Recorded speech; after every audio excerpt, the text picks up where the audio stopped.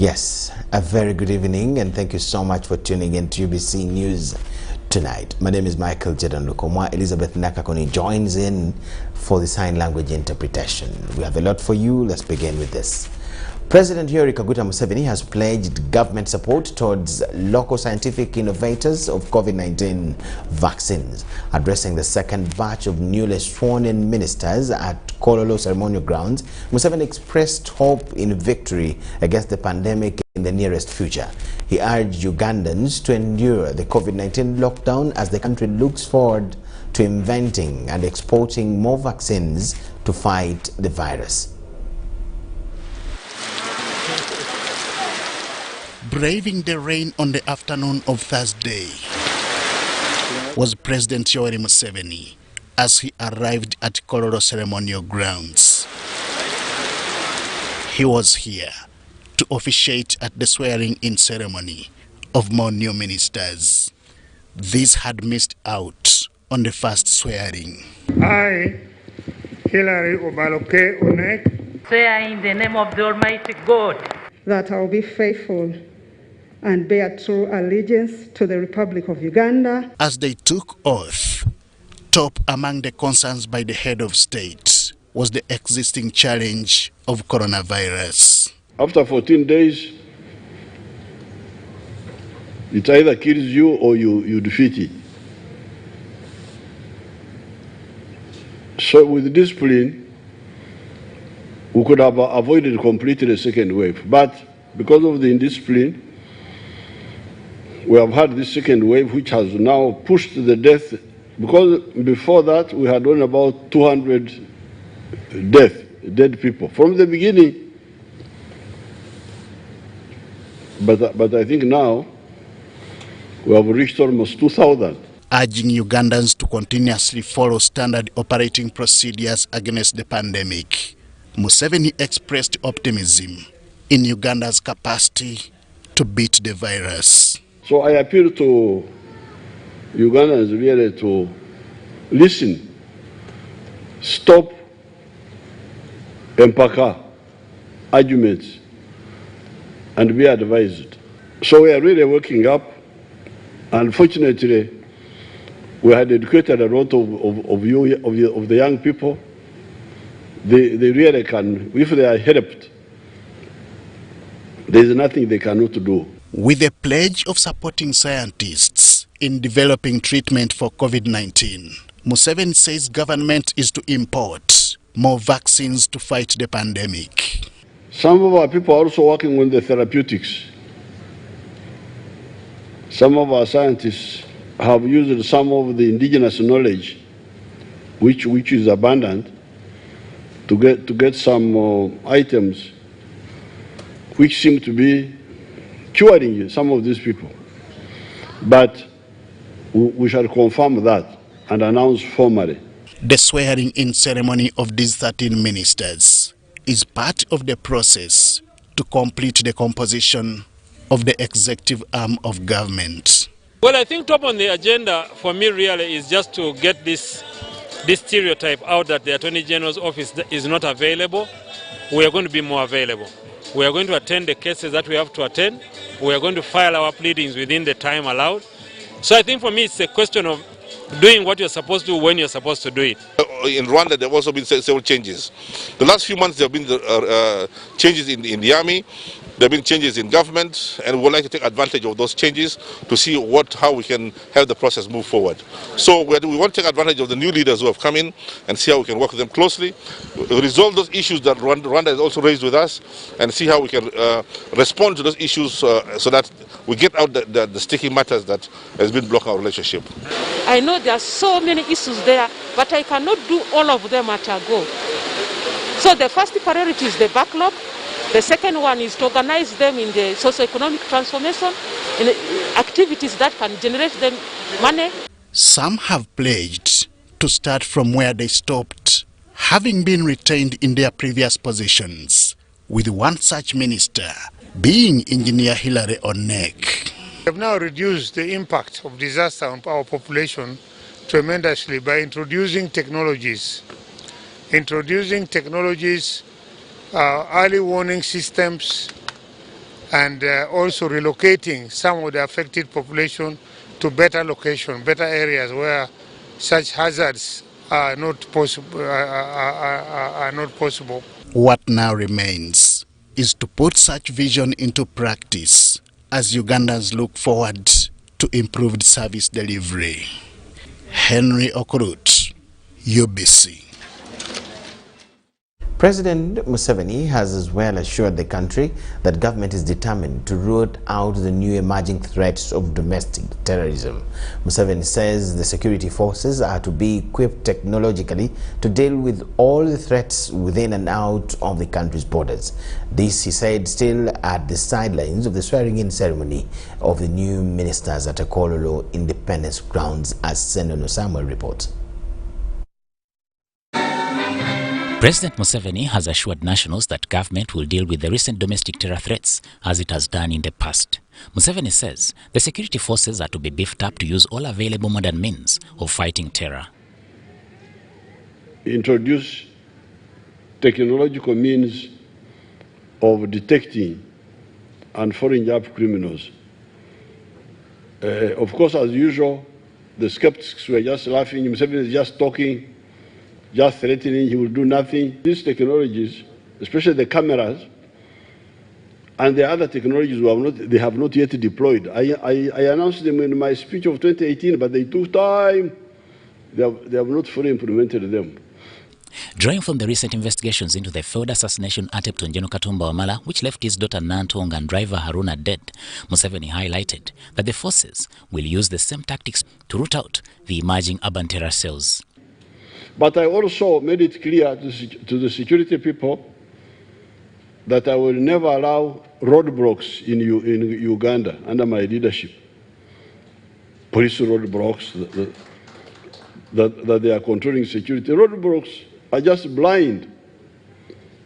You are inconveniencing people who have nothing to do with the crime. You stop them. Then I said I would never have roadblocks here. I said these people are like jiggers. And when I was in the primary school at Kiamate, a few times the jiggers entered my feet. And I know something about jiggers. When the jigger used to go in your foot, you would feel the whole body, the whole foot itching. Now, if you are not wise, you cut off the whole foot.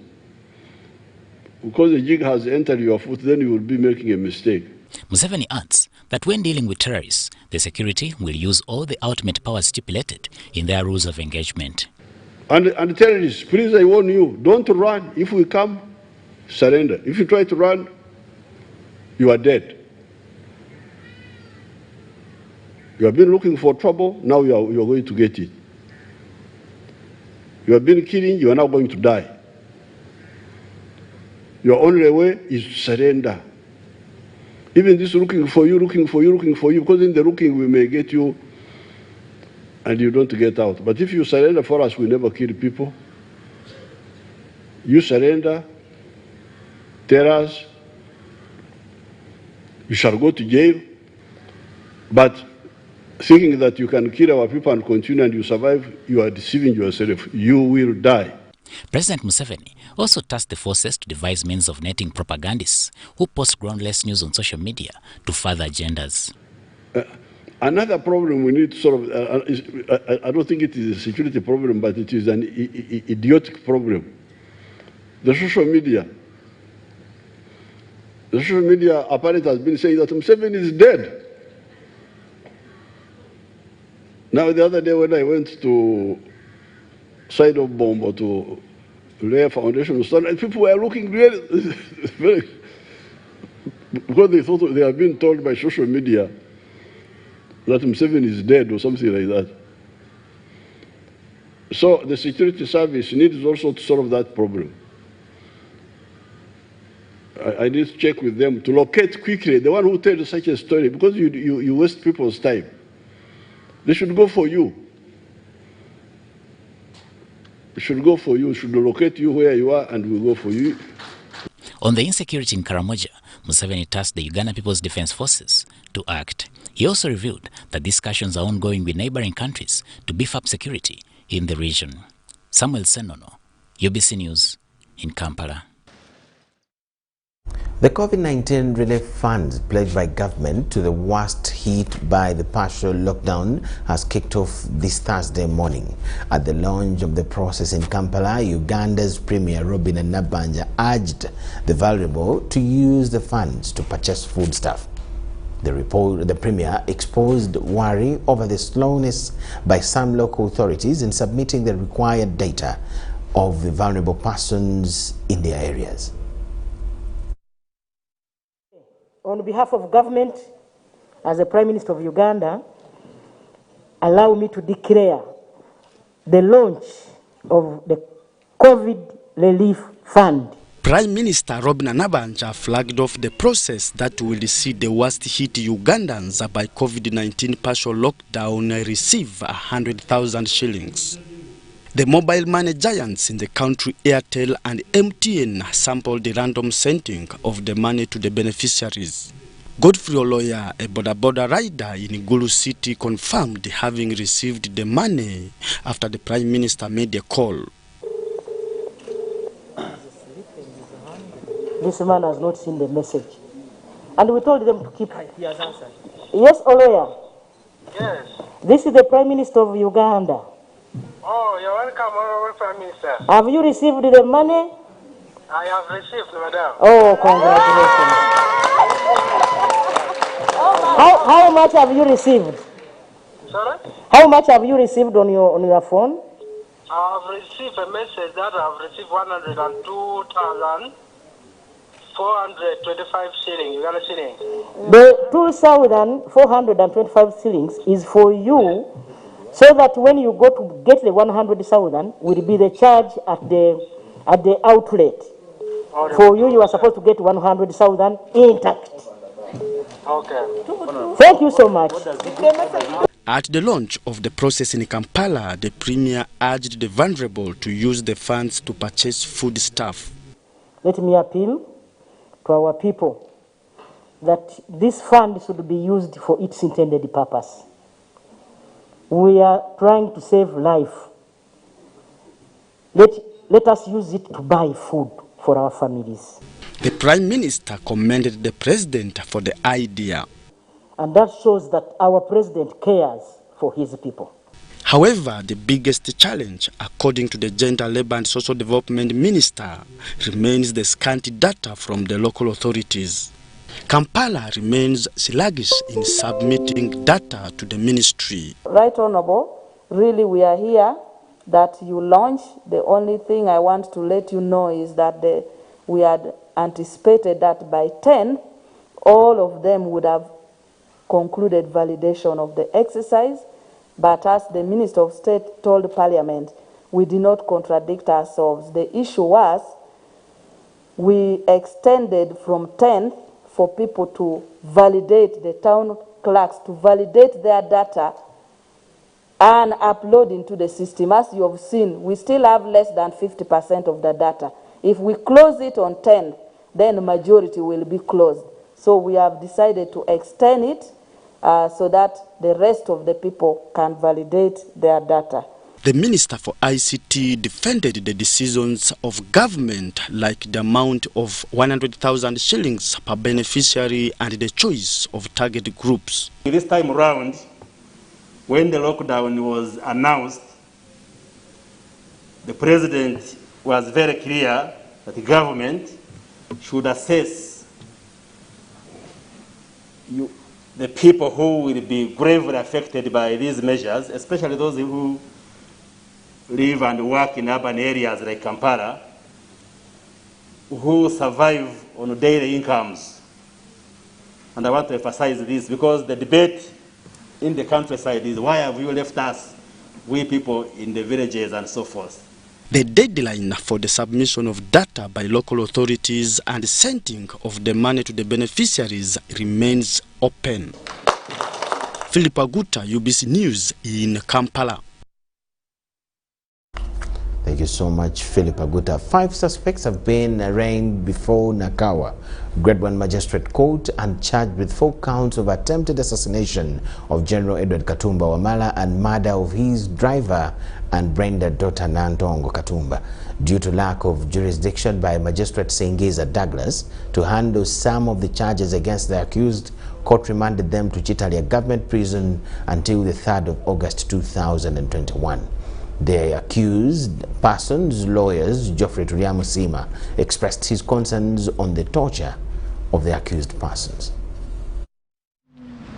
Security was beefed at Nakawa Grade 1 Magistrate Court when the 5 suspects were arrested by police following the assassination of General Edward Katumba Wamala, his daughter Brenda Nantongo, and Sergeant Aruna Kayondo, his driver. The suspects appeared in court while leaping, and some were seen in tears with visible wounds on their bodies. The accused included Kagugube Muhammad, aged 39 years, Walusimbi Kamada, aged 45 years, Kisambira Siliman, 42 years, Abdulaziz Ramadan, and Abib Ramadan Majin. The accused appeared before Chief Magistrate Douglas Nsingiza Kalikona and was slapped with 2 counts of murder and 4 counts of attempted murder.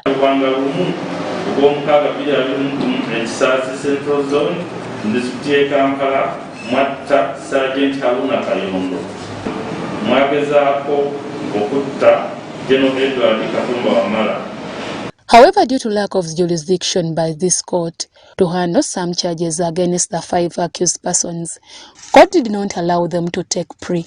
Prosecution led by Brenda Chomugisha informed the court that inquiries are still ongoing in the charges against the accused, thus requesting court for more time.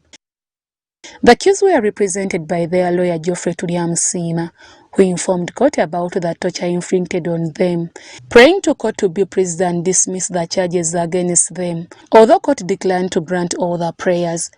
But Your Honor, the torture is so vivid on their faces.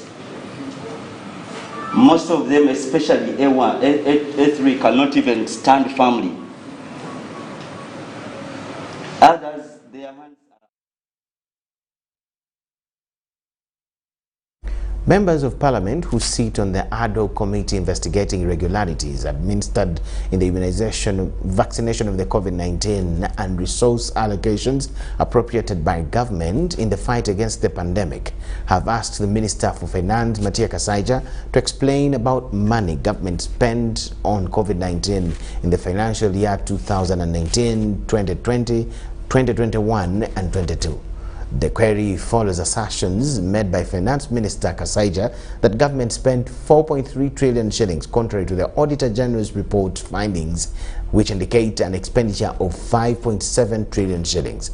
The audit indicates that Finance Ministry spent more of the COVID borrowed funds on the President's Office security, which were not appropriately for approving these funds. Number 3 is to assess operation, administration, and management of funds and other resources appropriated for them to manage the pandemic. And I'm sure you must be interested in this because it is talking about funds that have been expended. Number 4 is to assess the role of private sector health care providers in COVID-19 management. Carry out. Uganda experienced the outbreak of COVID-19 pandemic. Government has provided a total of 4.034 trillion shillings, as summarized in Table 1 below, to fund sectors which are connected with the fight against COVID-19. In financial year 21-22, government is providing a total of 932.58 billion towards the COVID-19 interventions. The source of funding is in 3 categories as follows. 1, a total of shillings 560.84 billion was provided for in the budget for financial year 21-22, of which 80 billion is a government resource under national medical stores, shillings 408.84 billion is external funding arising from World Bank. The funding is provided for under Ministry of Health for purchase of vaccine. Page 12, Mr. Chairman, the Auditor General says that government has so far spent, as of June 2020, the chairman, the government had spent 5.7 trillion shillings. 5.7 as of June 2020. The minister is talking about 4 trillion shillings. So I want to know who is telling us the truth and who is telling us a lie. Mr. Minister, how much money exactly have we spent? And even then, this 4 trillion you are talking about, has government just provided it or you have already spent it? Because there is look at how government has been spending money through the Minister of Finance on police, on RDCs, on many other expenditures. But we are told by the ministry that if we spend on vaccination, it is the only permanent remedy, vaccination, and that we need about 1.6 trillion. Now we have spent over 4 trillion on what is not the real remedy. Equipment. You talk about ventilators, you talk about pumps and so on, whatever they are called. And they are very expensive medical equipment. But they are lying idle because they lack specialized staff. But you've already invested in them and they are just white elephants all over the country. All over the country. Isn't this what you people call negative expenditure? That the 600 billions, you properly told us that the purpose is COVID emergency. And if it's a COVID emergency, I'm just worried. The COVID relief fund has been spent to president, to security, ICT, ISO, and DISO. You mean are these the COVIDs or you are going to curb COVID? Is the president COVID? Is the security COVID?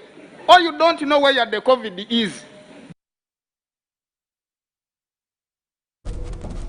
That was in Parliament today. We thank you so much for watching UBC News Tonight. We're taking a very short break. Do not miss what we have on return. Keep it with us.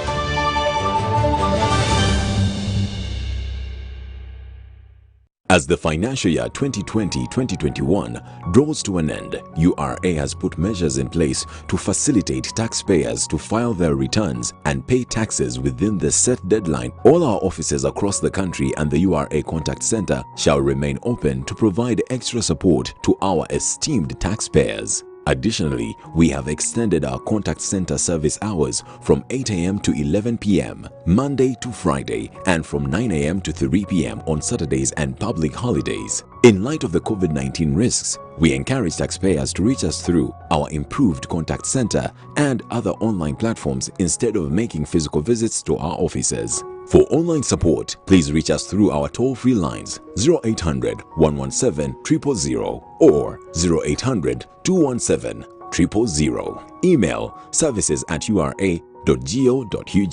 Website ura.go.ug.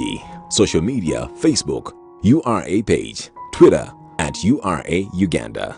URA Customs Help Tool, help.ura.go.ug/login. URA appreciates all taxpayers who have duly fulfilled their obligations. Stay safe and let us all observe the standard operating procedures to prevent further spread of the COVID-19 virus. Stay safe as we develop Uganda together. Uganda Revenue Authority, developing Uganda together.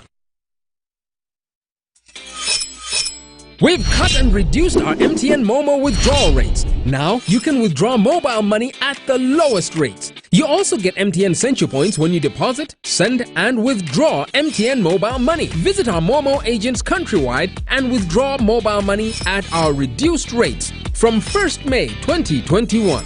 Everywhere you go, MTN.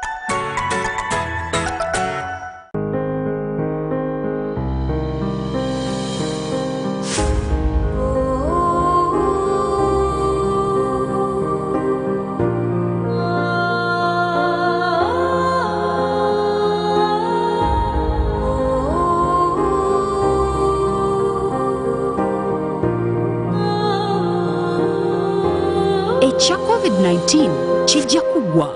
If we get vaccinated now, observe social distancing, wear a mask properly, sanitize or wash our hands with soap and water regularly. Together we can defeat this enemy.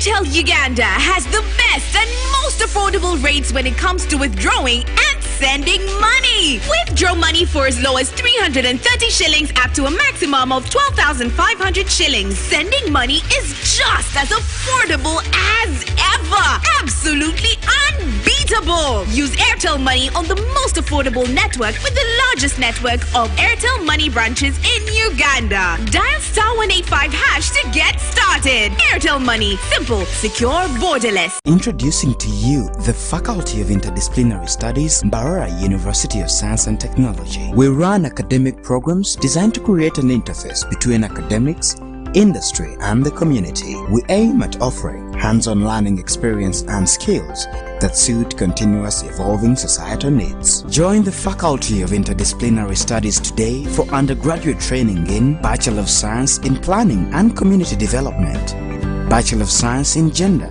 and Applied Women Health, and Bachelor of Science in Agricultural Livelihoods and Farm Production. For postgraduate programs, we offer Master of Arts in Planning and Governance, Master of Arts in Development Studies, Master of Arts in Peace and Conflict Studies, Postgraduate Diploma in Criminology, and PhD in Development Studies. For inquiries, please contact us through our email dean.fis@mass.ac.ug or admissions@mass.ac.ug, or you can call the Dean directly on 0782827777 or 0701778699. Electronic applications are also available on our website, applications.mass.ac.ug. Succeed we must.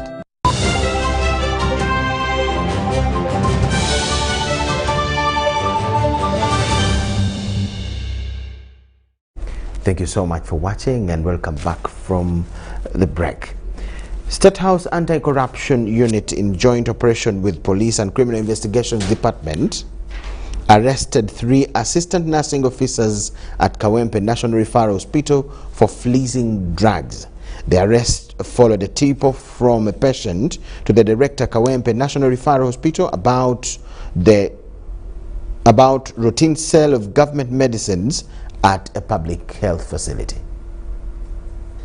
3 assistant nursing officers attached to Kawempe National Referral Hospital have been apprehended by police in a joint security crackdown on drugs and medicine theft.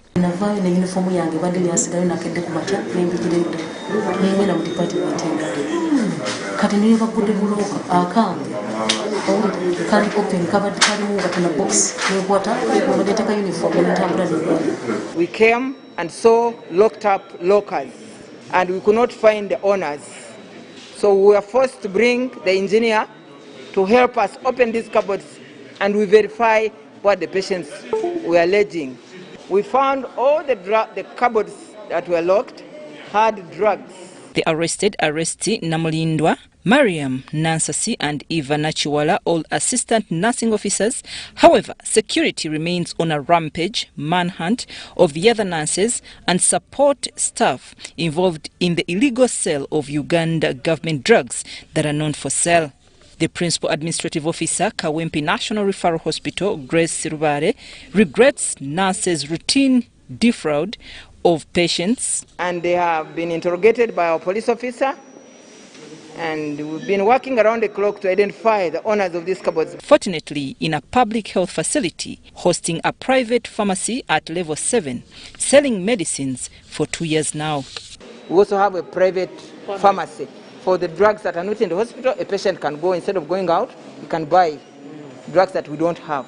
Who owns that private pharmacy up there on government facility? Sir, the owners, I'm not very sure of the name, but it was contracted out, it was hired out, and the person pays rent, power, and electricity Yeah. The culprits were found with injectables and infection drugs hid by nurses in toilet stances and respective dressing cabinets, risking their efficacy. It is catastrophic. Why would someone keep drugs in toilets, in those cabins?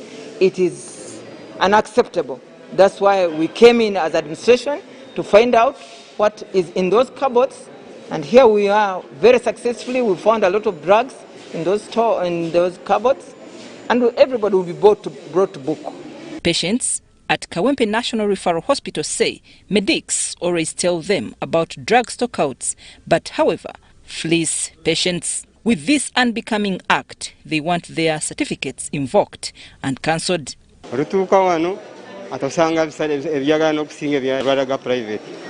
techiba kirungi kutukuza eddagala ate nga lyabwerere oba mujjako ebbaluwa n'abalala balaba n'abagenda okusoma nabo bayibamanyi tekiba kibi. Public health facilities have been on spotlight for drug stockouts, poor planning and weak tracking systems, but with fleece of drugs, much of it ends in hands of racketeers. I'm Namfuka Farida, reporting. Namfuka Farida with the story of the assistant nurses that were caught in fleecing drugs at a national facility. Brings us to the end of what we had for you this time. We'll get back to you at 10 p.m. with a bigger arrangement. Please do not miss.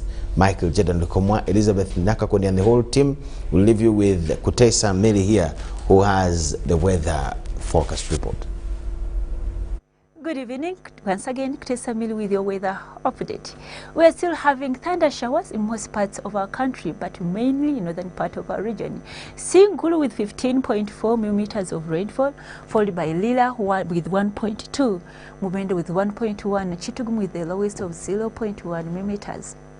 This is due to the moist winds blowing from the Congo Air Mass advection towards our country, plus the moist easterlies blowing from Indian Ocean, meeting within our country, enhanced with the local effects within us, hence bring us the wet activities that we are having lately. Tomorrow morning, we expect to wake up with thunder showers across the lake shores towards the east and the northern part of our region. Apart from Masindi and some few areas in southwestern of our country, they are expected to have sunny intervals. Afternoon hours, we expect a continuation of thunder showers in most parts of our country, but a continuation of sunny intervals still in southwestern of our region. Temperature to rise up 30 degrees of maximum across Kasese, that is still hot that side, but a little low across the northern part of our region with 26 degrees Celsius only. Across our capital city Kampala, still 26. Kabale Highlands with 25 degrees Celsius. We is moving out of our country across the globe. We are forecasting sunny conditions across Dubai and Moscow with a maximum of 41 degrees Celsius across Dubai. Pretty hot though across Moscow, putting the fact that it is one of the cold countries with a maximum of 32 degrees Celsius. That is pretty hot. So if we have plans of going to Moscow, please put in precautions. Though Hong Kong, New York and Nairobi, I expect to have light showers. Thanks for tuning on to UBC. I remain Kutesa Mili. Stay tuned and see you tomorrow.